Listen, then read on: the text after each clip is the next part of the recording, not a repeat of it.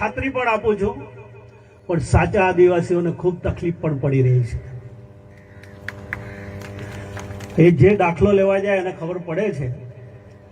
એટલે હું આવનારા દિવસોમાં ચૈતરભાઈ, અનંતભાઈ, તુષારભાઈ ચૌધરી, ગઈકાલે પરમ દિવસે કાંતિભાઈ ખરાડી પણ આવેલા હતા, તમે વાંચ્યું હશે.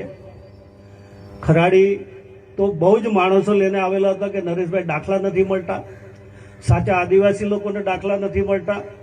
હું બધા જ સમાજના આગેવાનો અને ધારાસભ્યોને સાથે બેસાડવાનો છું. અને 1,07,00,000 આદિવાસી સમાજની વસ્તી છે, અને 1,07,00,000 આદિવાસી સમાજની વસ્તીને અને સાચા આદિવાસીઓને તકલીફ નહીં પડે એની ચિંતા પણ અમારે જ કરવાની છે. કારણ કે આપણે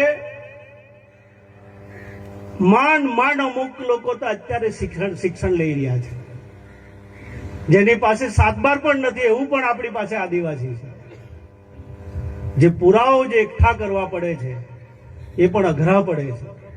એટલે એમાંથી કેવી રીતે સાચા આદિવાસીઓને મુશ્કેલી નહીં પડે અને ખોટા આદિવાસી કોઈ દાખલો લઈ નહીં જાય એની ચિંતા પણ આ સરકાર કરે છે. એટલે જ કાયદો બનાવ્યો છે. પણ સાચા આદિવાસીઓને જે તકલીફ પડી રહી છે એની ચિંતા પણ આપણા ભૂપેન્દ્રભાઈ કરી રહ્યા છે. અને આવનારા દિવસોમાં હું ચેતરભાઈથી લઈને બધા લોકોને બોલાવવાનો છું, અને તે સમયે અમે કોઈ કેવી રીતે એનો એક સારો રસ્તો નીકળી શકે એ દિશામાં પણ મારા પ્રયત્ન